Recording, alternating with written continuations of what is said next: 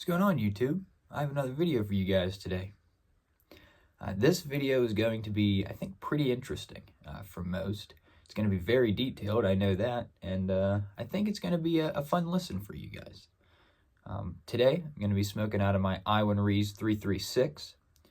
For those of you that follow me on Instagram, you guys are probably aware that me and this pipe just got back from a weekend trip to New York City. I went with my uncle and my sister, the same two that I went to Niagara Falls with a few weeks back, and we had a blast. Holy cow, did we have fun in the city. I took my pipe with me because I wanted to make sure I smoked a couple bowls of tobacco there in New York City, because I'm just not sure how many people get the opportunity to say that they've smoked a pipe in New York City nowadays. So I wanted to make sure I was one of the few, possibly many, that get to say that. So in this video, I'm going to be smoking some of Boswell's English biscuit.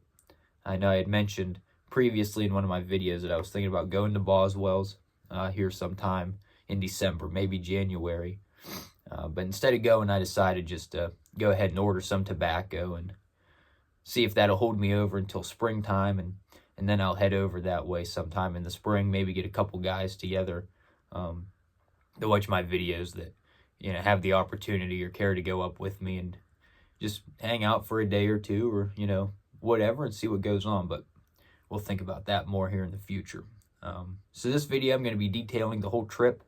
We spent 16 hours in the city, and it was a lot to take in. A lot happened. A lot of very cool things. I'll have the pictures that I shared on Instagram. I'll post the pictures on here in this video, so you guys will get to see that. For those that don't follow me on Instagram, if you have Instagram and don't follow me, check me out at Cross-Tracking Piper. It's the same as the YouTube channel here. And here we go, I guess. We'll see you guys in a minute.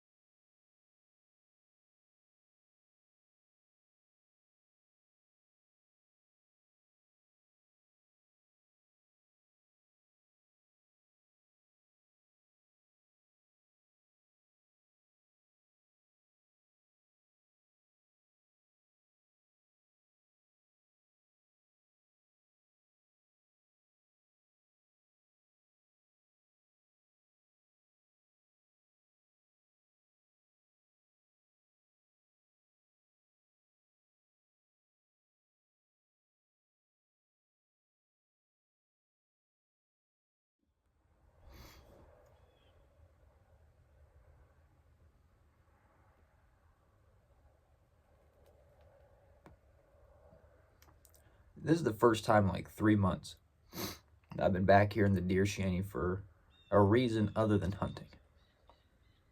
Now I have to say, after these past 3 months,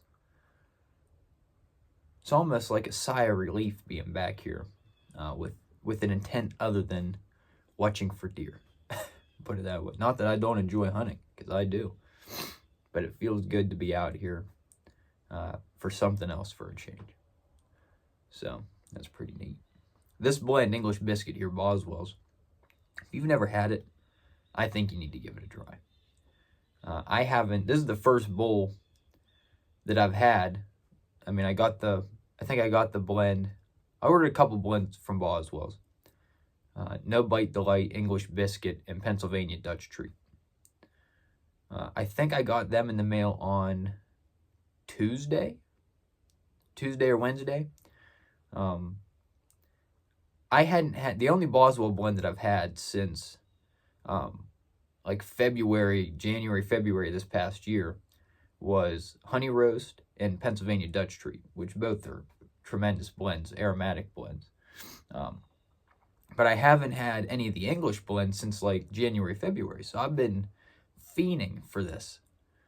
And I finally got it. I've smoked a couple bowls of it now, but it's been, almost a year since I've had this stuff. And over the last, we'll say 6-7 months, I've been in a big English kick. I've been housing English tobaccos like crazy. And now that I've tried a ton, because when I first got these Boswell blends, I was still pretty green into the whole tobacco world. There was still a lot that I hadn't tried, a lot that I didn't know about. So now that we're, almost a year since the last time I smoked this stuff, I've tried a lot. And I gotta say, this English biscuit is in my top 5 English blends that I've had. I mean, this stuff is just, it's terrific. It's so good. So for those that haven't had it, give it a try. If I had to rank the English blends that I've had, or give a top 5, we'll say in no particular order, I'd probably go Fusiliers Ration, probably number 1. I'd put this stuff probably number 2. English biscuit at number 2. I really like Squadron Leader. I'd throw it in there. HGL is pretty good. Lane Limited HGL. What do I got? That's 4. I need a 5th one. Let's think. I've only had Quiet Nights once. But Quiet Nights, the stuff my dad had that he let me try, he had it, I think it was from 2018. So it aged a little bit. But that stuff was, if I had that and had tried it a few more times aside from just once, I'd put that at 1, personally. But only having it one time, I don't know if it'll live up to the hype if I were to order a tin and it not be aged and all this stuff. So we'll hold off on Quiet Nights. It be at number 1. But that one bowl was terrific, so I put it in the top 5. I'll put it at number 5. But the reason I'm out here, New York City. Let's talk about it. So Friday, I chose to work my full shift at work. I worked a 12-hour shift. Friday night is when we were supposed to catch the bus to head to New York City. We were going to catch the bus at like 10:30, 11 o'clock in Sharpsville, PA. So I figured, with it being like, I think, an 8-hour drive to New York or something like that, I figured that if I worked the full day, I'd be able to sleep the whole time on the bus because I'd be tired. So Friday morning, I get up at 4:40, same time I always get up for work a full 12-hour shift, come home, eat dinner, shower, get everything packed up and ready to go. We meet in Sharpsville to get on the bus. We get on the bus, and the seats are uncomfortable. So I knew right away it was going to be a real challenge to sleep on that bus. And I'll have you know, I didn't even sleep a full 30 minutes on that entire trip. So we get to New York City. We arrived like right at 7 o'clock. And I had been up at that point 26 hours. And we had 16 hours to go before the bus picked us back up in New York City. And the longest consecutive streak that I've ever been awake, consecutive hours awake, was 33. So I knew I was going to be in for a tough day.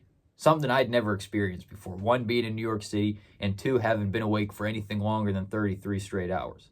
And that 33-hour streak, I didn't work any of those days. I was just hanging out with friends doing God only knows what. I don't even remember. But I just know that I was awake for 33 straight hours. So it was going to be rough. Everybody on the bus seemed to have trouble sleeping that first night. But I can tell you, on the ride back home, everybody slept pretty much the whole way. We'll put it that way. So we get to New York at 7 o'clock. The bus driver drops us off right in Rockefeller Center, right where the Christmas tree's at, where the ice skating rink is, where the Today Show does their stuff. So we're dropped off right in the middle of it. I walk out. First time for me ever being in New York City. My uncle had been a couple times. My sister's been. This was her 5th time being in the city. So we get out and we're just, in awe. None of us had ever seen the Christmas tree before, which is really the biggest reason why we went. My uncle has talked for a couple years now wanting to go so he can see the Christmas tree in New York City at Christmas time, which I know we're a few weeks away, but, holiday season, it's Christmas time. So we get off the bus right to the tree because it was like 10 feet from us. Got a couple pictures of that and really just embraced for the day. Kind of figured out our game plan, what we were going to go see. We were on the Today Show because it was, right across the street from the tree. We walked over. We were on the Today Show. We messaged. We have a little family group chat, and we messaged into it, said we were on the Today Show. And our other Uncle Mike, he ended up seeing it. He put on the Today Show and saw my uncle and my sister. He didn't see me. I was directly behind the dude talking. I haven't watched the Today Show since it was Matt Lauer and Savannah Guthrie. I don't know who's on it now. But whoever the guy is, the main, whoever took Matt Lauer's place, I was directly behind him, so they didn't see me, but I was there. So that was pretty cool. Seeing that, watching him read off the teleprompter, seeing all the people in the room kind of directing how the show was going to go, being able to see it on the camera, because they have a camera that the hosts can see. They can see everything going on. They see the TV version of what we all see. They have a little monitor that shows it, which was very, very neat. Pretty cool to see. I thought it was fun. From there, we went to St. Patrick Cathedral, which was like a block away. I believe I may be doing this wrong. I'm not 100% certain on this, but I believe it's the oldest Catholic church in New York City. And it's humongous. It is crazy. We went there just to kind of check it out, see what it was about. And from the sounds of it, a lot of the people on our bus, they planned on kind of following the same route that we did. Rockefeller Tree, Today Show, St. Patrick's Cathedral. So we kind of went in there just to regroup and kind of get a feel for where everybody was planning on going, or at least some of the people where they were planning on going. The lady that chartered the whole bus trip, we kind of got in because my uncle knows her. He's friends with her to some extent. I don't know the exact details of their friendship or relationship, but I know that they know of each other, we'll put it that way, and he was able to get us in that way. So he knew the lady that chartered the whole thing. She was at St. Patrick's. We went there just to kind of get a feel for what they were up to, what their day was going to look like. That way we could kind of do our own thing, but have an idea if we needed to find them where they might be. So St. Patrick's Cathedral, humongous. It was incredible. The lighting in there was a little goofy, so just for picture's sake. So the pictures that I took, it felt we were taking pictures inside a church, for one, and two, they didn't turn out that great. So maybe there's something to that. I don't know, but it was very cool. A beautiful building. I mean, it was definitely the most beautiful church I've ever been in. Not that I've been in a ton, but I mean, I don't think anything will top it. I can tell you that. It was gorgeous. I'm going to put this pipe down for a second because there's no way I'm going to be smoking it while I'm telling this story. But from there, the lady that chartered it said that we should check out Bryant Park. We didn't have that on our list of things to see. We didn't even know it existed. But Bryant Park is where the New York Public Library is. So we were like, well, that'd be pretty cool to see. Figured it was probably a pretty old building. She said there were some shops back behind it that open at some point during the day, and they sell like local artists sell their artwork there, or certain food vendors do food stuff there and whatnot. Pretty much like a little flea market type deal in the middle of New York City. I assume you rent out one of the small buildings they have. They have like a little hunting shanty like this set up so that you can walk in and people can sell their stuff out of, and you can buy it, stuff like that. But she had mentioned about that. We thought it would be cool to see. So we went from St. Patrick's Cathedral down to Bryant Park, which, I don't know. It was probably a 10-minute walk, a couple blocks. And really, at this point, being in New York City was surreal. As a kid, personally, I'll say, I heard about New York City. It's a ton of different TV shows it's in.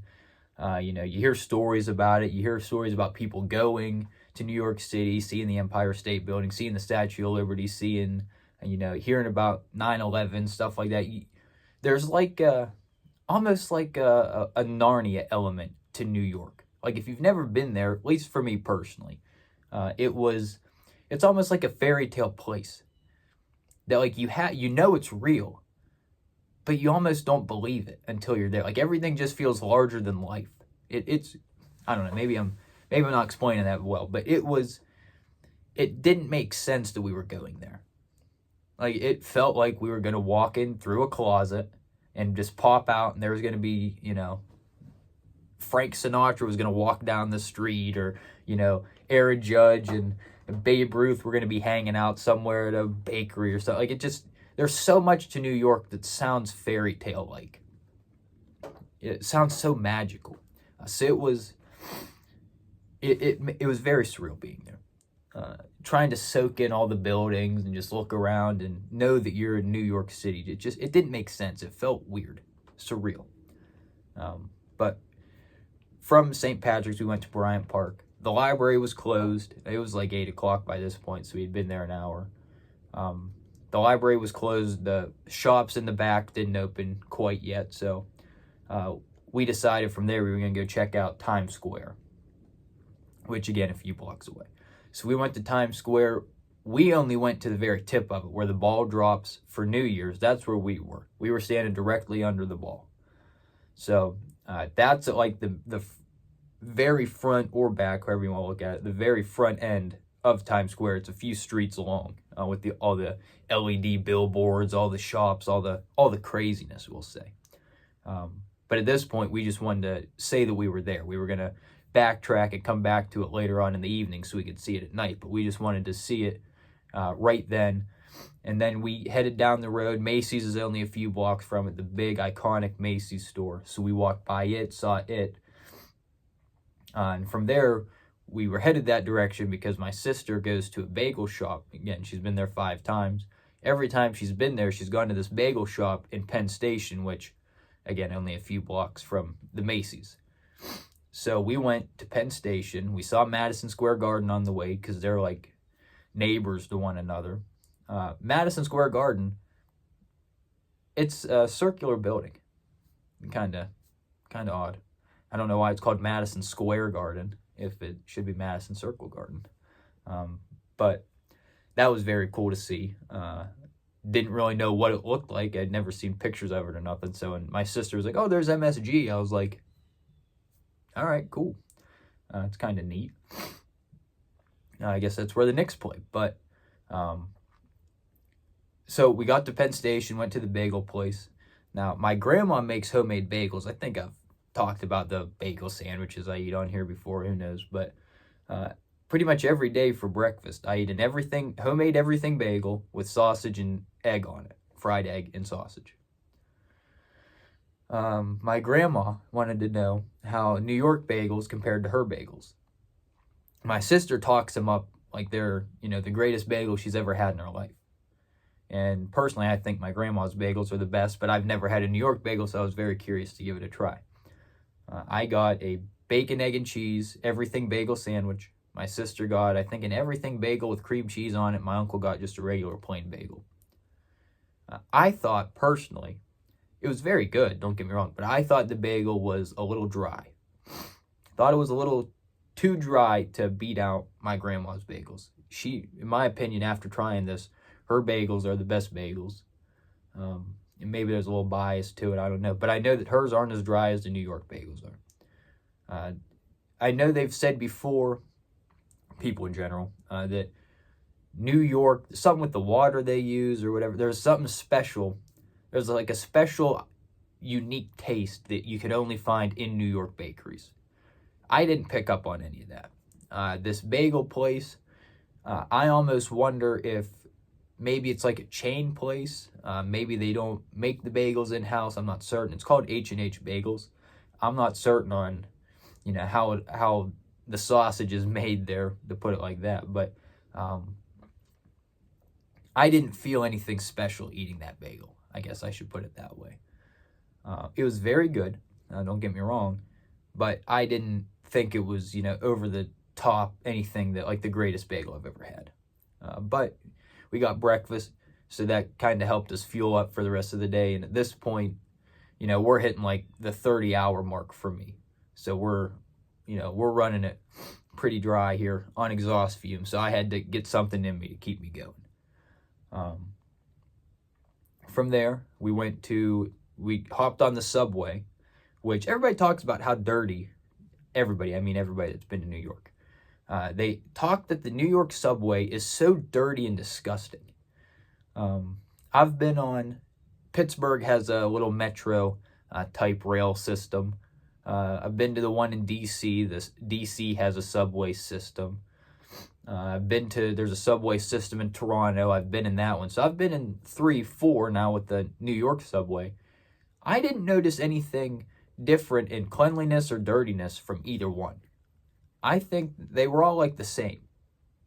There was nothing over the top dirty in New York City. There was nothing nothing was crazy clean. Like, you're like, oh my God, there's like no trash anywhere. This is crazy. That's how it was in Toronto. Toronto, it was kind of mind-blowing at how clean that city was. New York, Pittsburgh, Cleveland, there's not a metro in Cleveland that I know of. DC, it was a New York, or an American city. They're all the same. So I was kind of surprised by that New York, the subway was, average. I'd say it was cleaner than I expected, we'll put it that way. It was interesting. Now this whole trip too, I think what my favorite part of the trip was I got to navigate pretty much the whole thing. I had, the map on my phone, which I hate that I had to use my phone because it would have been so cool to use a map to do all this. But having just my phone, I got us every street that we went on, every place we went to see. Even on the subway, I was reading off the map on my subway and off the map on the subway itself. Reading all that and directing us to where we needed to go, and knowing that if I messed up, it was going to detour the trip. I think that was my favorite part. Kind of just walking with a plan, but kind of aimlessly at the same time, just walking around New York. With my sister and uncle following behind me. I thought that was the coolest part. Being the leader of the trip. I thought that was the coolest part. So we get on the subway. We take, I think it was like 8 stops down to, I think it's South Ferry where the Statue of Liberty is. We get off right there at Battery Park, which is the viewing area, I guess you can call it, of the Statue of Liberty. We got there, and I wasn't sure if there was a ferry ride that you could go over to check out the Statue of Liberty. I didn't really do much research going into it. I wasn't real worried about doing any. I figured I would just go and see it. I didn't necessarily need to be up close or anything. Just get a picture, say I was there. I think that if you tell somebody you went to New York and you saw the Statue of Liberty, how many people are going to ask you if you hopped on the ferry and went up close to it? None. They're just going to be like, cool, you saw the Statue of Liberty. That's pretty neat. So I wasn't worried about doing that. Same with the Empire State Building, or, the NBC studios, or anything where you have to spend like $40-50 to go just to say you were inside or got up close or something like that. That's not my thing. If I'm there and I see it, that's good enough for me. I don't have to go to the very top, or I don't have to be 10 feet from the Statue of Liberty to get a picture. I just have to say I was there and that I saw it one time. That's it. So that's what we did with the Statue of Liberty. We got there. I got a picture of it. It is a little far off, but I was able to get Ellis Island in the picture too. I will say, if I ever make it back to New York, and if they do boat trips over or whatever, I think if I do ever decide to do something like that, going to Ellis Island would be insane. To know that a lot of my ancestors and a lot of everybody else's ancestors that, came over to America, 90% of them came through Ellis Island. The reason we are all here today, or most of us are here today, is because our ancestors came through there by boat. So to think that there's a chance that I could go over there and stand in the exact same spot that my great-great-great-great-grandfather stood, which is the reason why I was born in the United States of America, to think that I could kind of, have that circle of life type feel where you're just like, this is the reason I'm here. This place right here is the biggest reason why I exist in this timeline, in this spot in the world. I think that would be really cool. We didn't look into it. I don't know if they do it. But if I could get to Ellis Island, I think that would be very cool. Just to kind of see where, the ancestors, what they saw when they first made it here. Obviously, not all of our ancestors came here through Ellis Island, but, the ones that did, to be able to share that experience all these years later, obviously Ellis Island looks a lot different now than it did then, but it would still be, it'd be very cool. So we saw the Statue of Liberty. I think it was like $40 for the ferry ride over to it, and it was like a 2-hour wait. Well, we only had 16 hours. I wasn't going to waste 2 hours standing in line for the Statue of Liberty, and like I said before, I didn't need to be right up close to it. I saw it perfectly fine from where I was. Perfect. From there, we walked up to the financial district, which was only a few blocks. I mean, everything's pretty much a few blocks from everything. Just in Manhattan, obviously, from Central Park down to the Statue of Liberty, it's a long hike, which is why we took the subway for, half of it. But everything was within walking distance for sure. Would have taken you all day to see everything, which it took us all day pretty much, but it was very cool how close everything was. Because still, New York, to me, it's like an entire state itself. So I pictured everything to be much bigger than it was. I almost thought the buildings would be, touching the clouds and stuff like this, but, it was all fairly close together, which kind of surprised me a tiny bit. I obviously realized I had unrealistic expectations just of what it would be like to see everything. I had held everything on a higher scale than it really was, an unrealistic scale. But I thought that was interesting how close everything kind of was. In the financial district, there's the bull statue. I don't really know what it represents. I didn't know it was a thing. For some reason, it was the first thing that my grandma asked me when I got back if we saw the bull. I was like, yeah, we did. What is it? I had no idea what the bull is. And it was located in a weird spot. It was just in the middle of a road. You had to cross, 2 lanes of traffic to go over and get a picture with it. So we didn't do that, but we saw it, laid eyes on it, saw it was there. So her asking me about it, I was like, what's the deal with this bull? She didn't know either, of course, but so from there we walked up to the New York Stock Exchange building, which I have a picture of. Like I said, I put all these pictures in the beginning so you guys could see them. Or if you have me on Instagram, you can check them out there too. If you ever want to go back and look or rewatch the video, do whatever you want. That building was huge, insane. It was stupid how big that building was. And just gorgeous. I mean, the architecture there is, those older buildings. I've mentioned this to several people before. That theoretical question of if you could go back in time and see anything, what would you go back, or do anything, what would you go back and do? And, some people say they'd go back and kill baby Hitler. They'd go back and stop, Lee Harvey Oswald from shooting JFK. Maybe we'll get into that in a different video, my true thoughts on that, because that'd be a fun one. But, anything, Archduke Franz Ferdinand from getting shot, whatever. People have all these different, things they do. Me, now that I think about it, it's kind of, I wouldn't go back in time and rewrite history or change anything. So maybe that makes me a bad person. It doesn't, but maybe it puts a weird light on it. But I would go back in time just to see these buildings constructed. Because when you look at them, they're so big and so beautiful. I cannot picture what it looked like for these buildings to be built. I can't imagine it. I would want to go back in time. I'd pick I guess I could go see any of them. If I have the ability to time travel, I could see anything I wanted. I would go back in time and see some of these buildings made. Empire State Building, the New York Stock Exchange, Penn Station, Grand Central Station. I just want to go see, like, in a fast-forwarded version of how these buildings were constructed, because they're so big and so beautiful. Some of the churches even. I cannot imagine what it looked like to build these things. And if I could sneak in, not change the timeline of all of history, I'd even get in and help them build it. I think it'd be cool.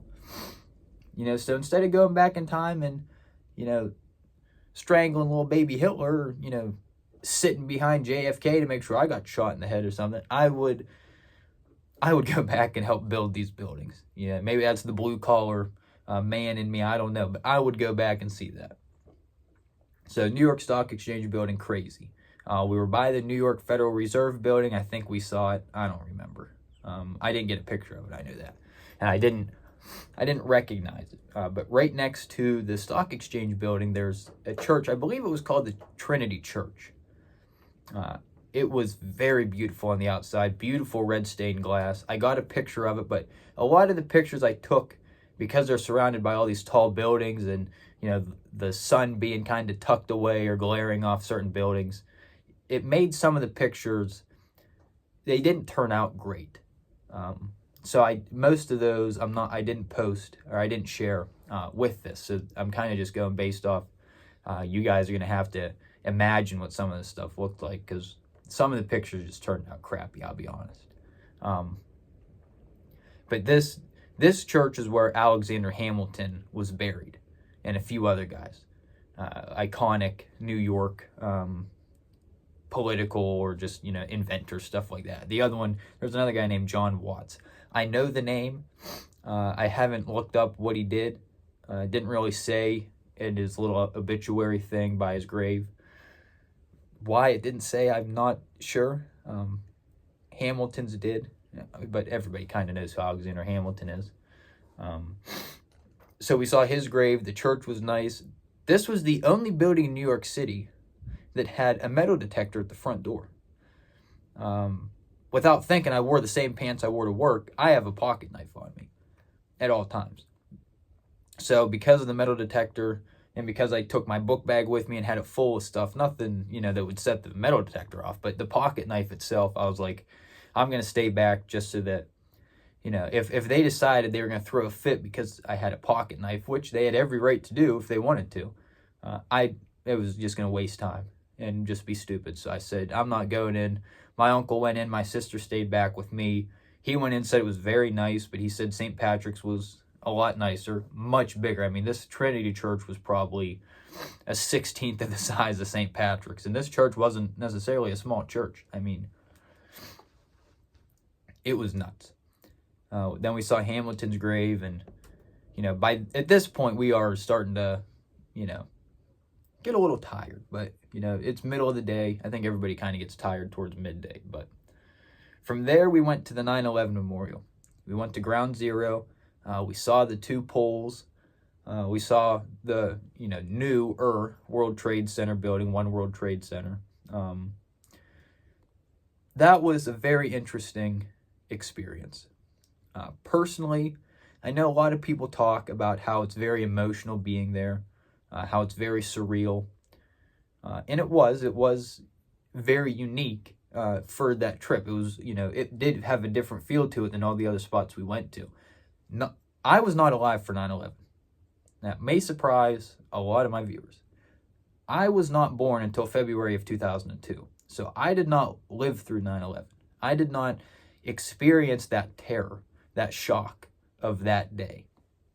So even though we studied it every September 11th and all throughout school, we talked about it, we've, watched the documentaries, we've seen everything about it, there was not that strong emotional pull that everybody else that survived or experienced 9/11 rather, that experienced it personally.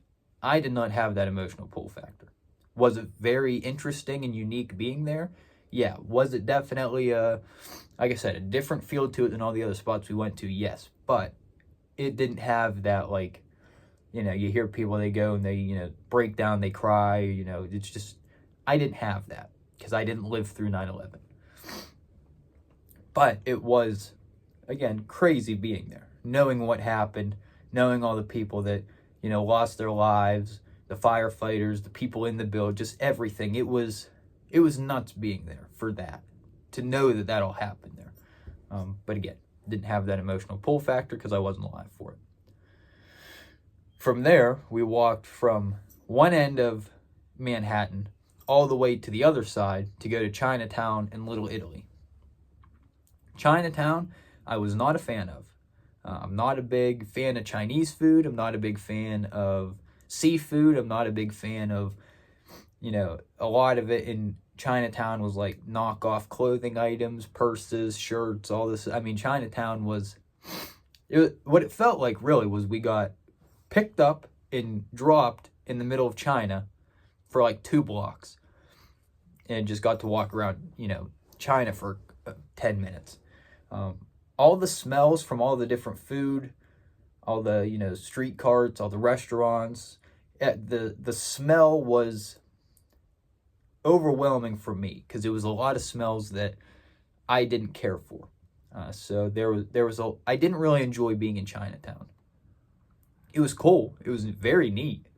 How we went from being in, New York City, where everybody's, speaking English, everybody's, just, I don't know how to word it without it being weird. But getting dropped into Chinatown, it was different. It was very strange. It was neat, very cool, but not for me. A street over, 1 block over, 15 feet away is Little Italy. So you go from being in Chinatown, where everything's in Chinese, everybody's kind of talking Chinese or, some form of Asian accent, then 15 feet away you get dropped into Little Italy.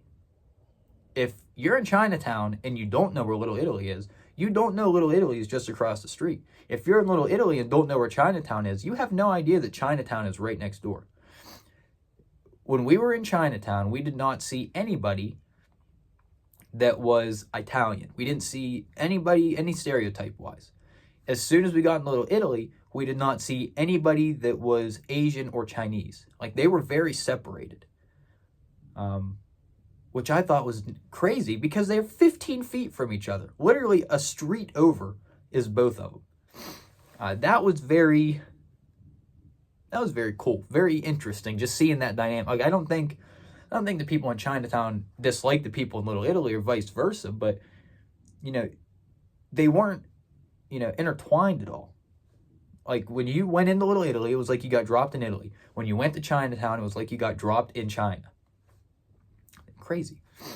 We did stop at a restaurant called Cannoli King. I guess probably a bakery, not so much a restaurant, but we went to Cannoli King. We all got cannolis. I got a caramel chocolate chip cannoli. My sister got a plain cannoli. I think my uncle got a plain cannoli. Amazing. My uncle's Italian. He was, really wanted to go to Little Italy. He said that the cannoli shell that we all had, was the best cannoli shell he's ever had. It's the first cannoli I've ever had, so if that's the best, maybe it's not worth getting another one in the future because it's probably not going to be as good. But we ate it on the street, which was very cool. Eating a cannoli, whether it's a pastry or I don't know what it is exactly, but it was very cool eating something on the streets of New York.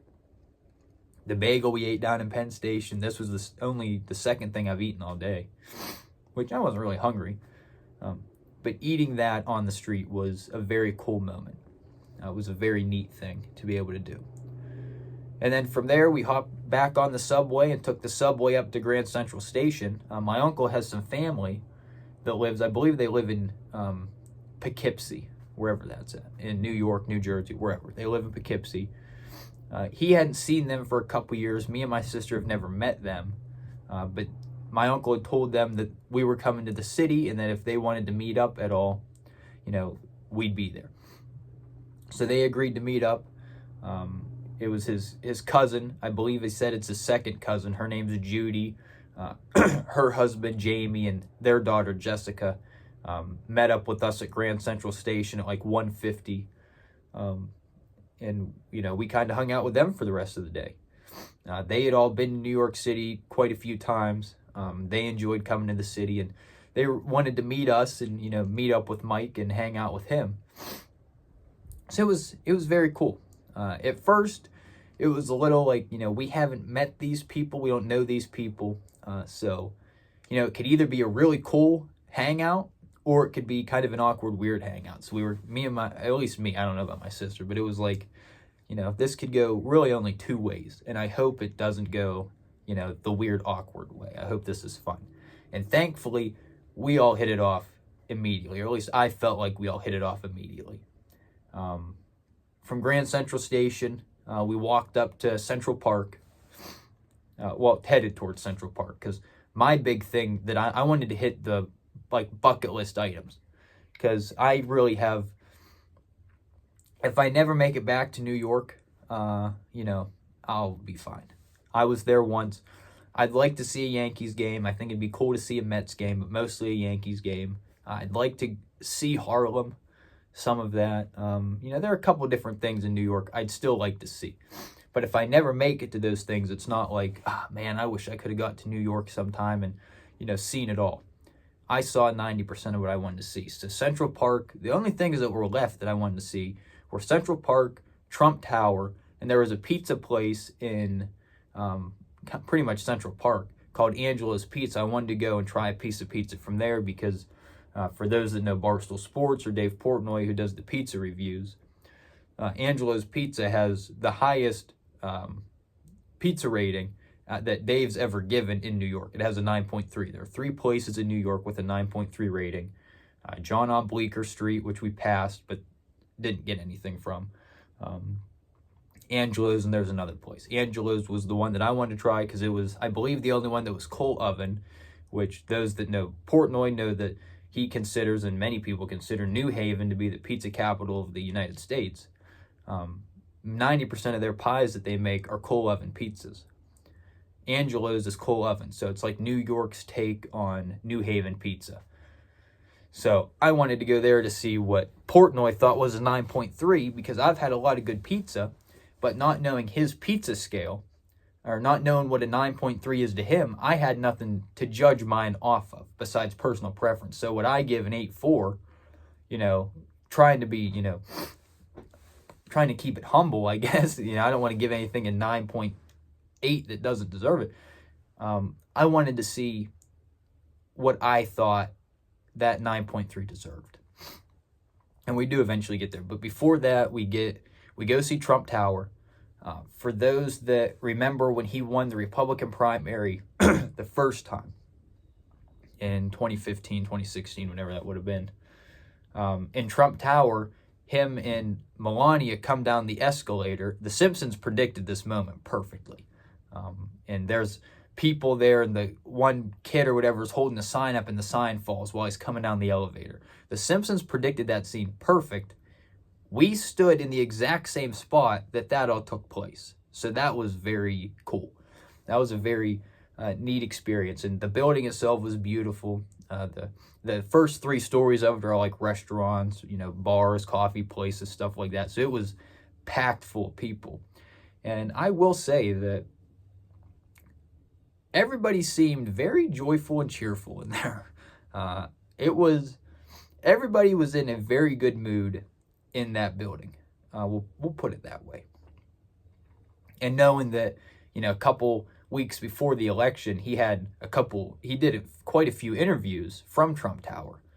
So to know, he did one with The Undertaker, the WWE wrestler. I believe he did one with Sean Ryan there. If anybody watches the Sean Ryan podcast, he did a bunch of them. In his floor, there's 58 stories, but he has a floor all to himself, which is like one of his New York residencies or something like that. So to be there and to know that all these other people had recently been there was pretty cool. And then seeing, like I said, the iconic coming down the escalator, not elevator. I said that wrong before. Coming down the escalator, where the little kid drops the sign that the Simpsons predicted 20 years prior. There's got to be somebody that's a time traveler on that show, right? The amount of stuff that they've predicted, the Simpsons. I mean, it is... God, they've predicted so much. But they predicted Super Bowl scores. The exact years of the Super Bowl and the score. Time travel, come on. But Trump Tower was cool. From there, we went to Central Park, which was, again, only a few blocks. My throat is so dry right now. I'm not sure why, but probably because I've been talking for 40 straight minutes. Central Park was really cool. At this point, it was mostly me and my sister talking with Mike's family and Mike talking to some of them too. But Central Park was very quiet because it's a park in the middle of the city, but it's still very quiet. It was more of us kind of talking with everybody, just getting a feel for each other. It was like a, I don't know, bonding experience, I guess. It was more us talking than it was us paying attention to Central Park. Obviously, we saw the horse carriages and, the Central Park Zoo and stuff like that. There's a rock, I guess, where a lot of people get engaged at. When we walked by it, somebody did propose to their girlfriend, which was very cool to see that. Then from there, we did go to Angelo's. We decided that we were going to sit down and eat pizza. So we went in, we all got pizza. Me and my sister and Mike got a pepperoni and cheese. And Mike's family got a sausage and cheese. We all agreed that it was the best crust we've ever had on pizza, hands down. The cheese was pretty good. The sauce, personally to me, I thought was a little too tomatoey. So I thought it was very good.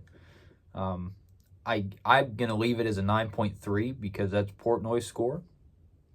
But if that's a 9.3, there's a pizza place in Cleveland. Oh man, I'm going to have to drink some water or something. There's a pizza place in Cleveland called Jake's Pizza. It's right by Jack's Casino up in Cleveland, for those that are familiar with Cleveland. I think it's a 9.4. If Angelo's is a 9.3, Jake's is a 9.4. I think Jake's is better. The sauce is better. The cheese, there's a little bit more cheese. It's a little bit greasier because of the cheese. It's not coal oven, so it has a little bit of a flop. It's more of like a bar-style pizza. Personally, I'm more of a bar-style pizza fan. Even though the crust on the coal oven was the best crust I've ever had, I like that little bit of flop more than just the, it stands up, do whatever it wants. I don't care. It's good regardless, but I'm more of a bar-style fan. So I leave that as a 9.3, but I think I've had a 9.4, which means I've had a better pizza. But it was definitely top 5 pieces of pizza I've ever had in my life. And then from there, it was, we sat there for a while.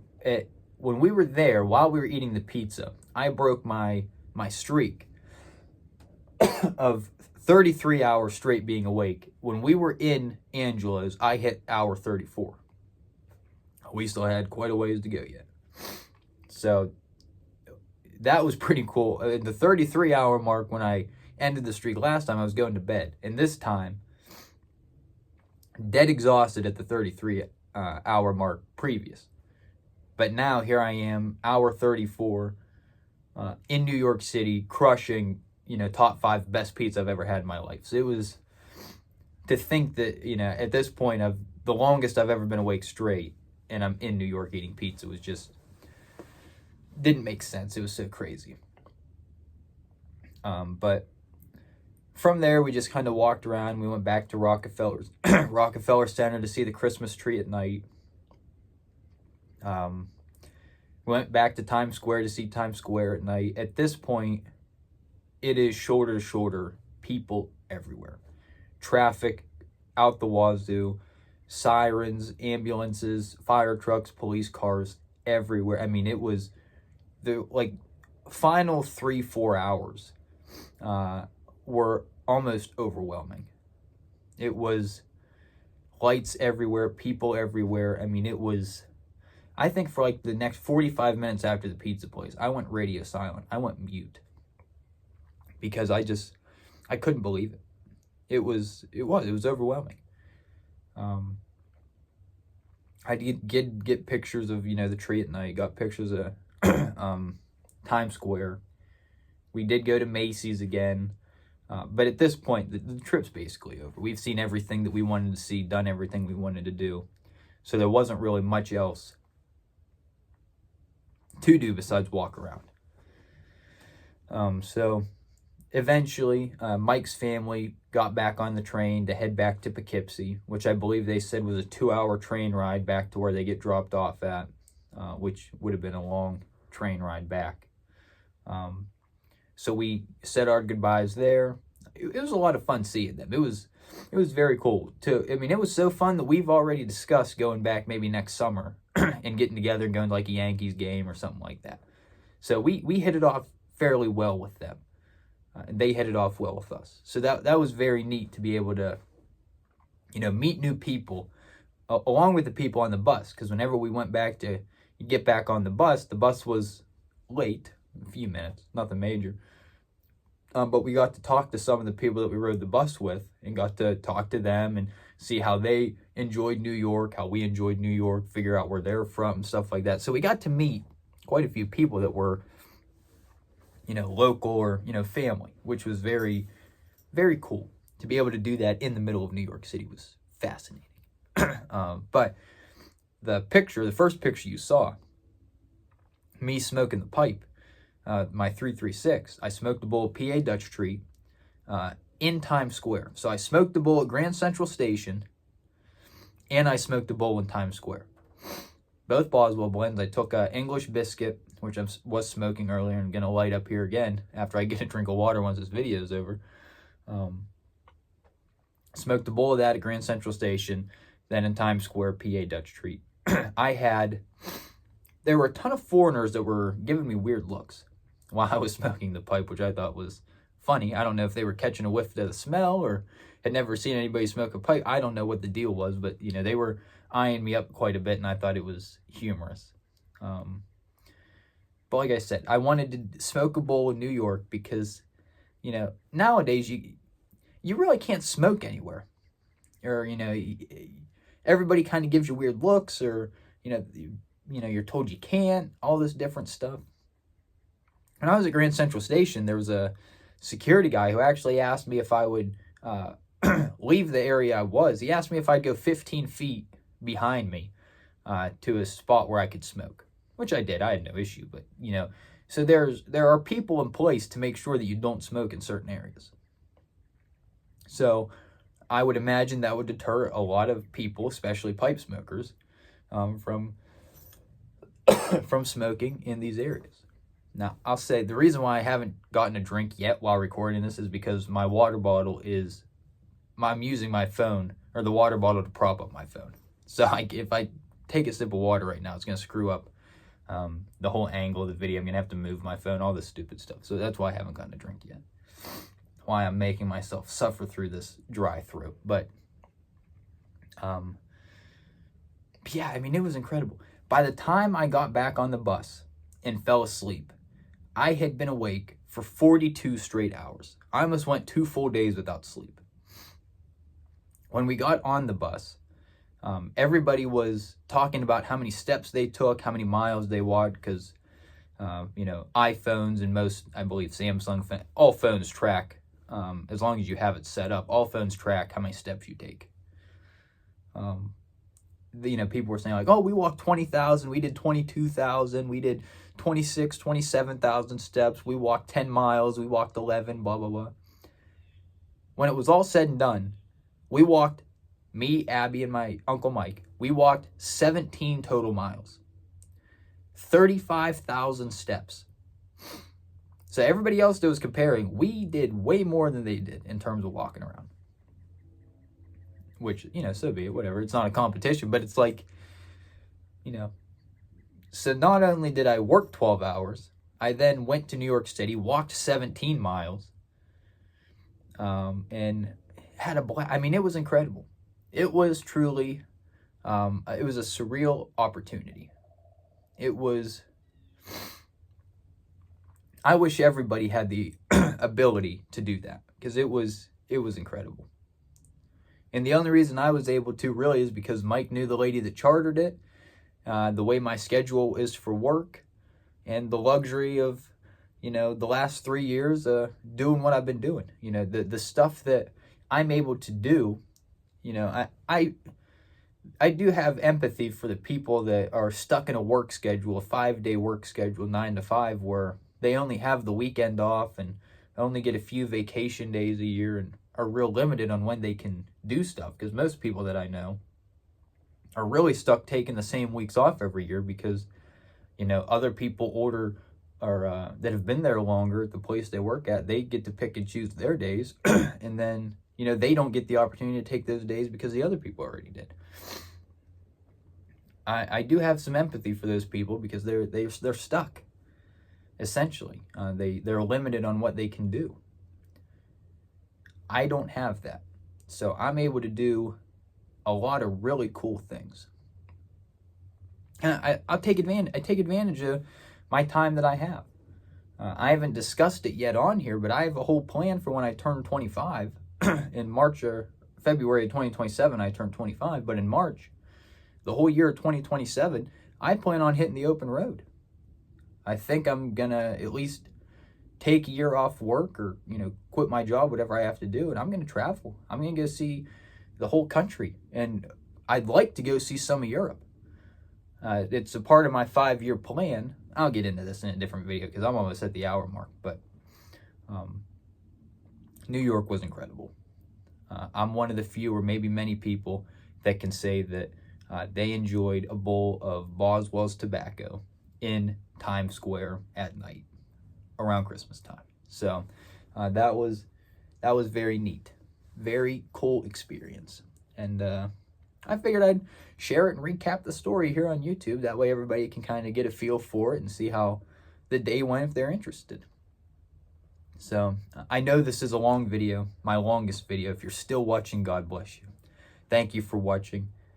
If you're not already subscribed, please subscribe. I'm sorry for all the clearing of the throat. Like I said, the water bottle is a prop right now, so I can't drink out of it. But it was very cool. And I hope you guys enjoyed watching this. Like, comment, share, do whatever you want to do. And that's about the end of it. I'm going to get a drink of water. I'm going to light this pipe and have the rest of the day to sit and think about New York City. So we'll see you guys later.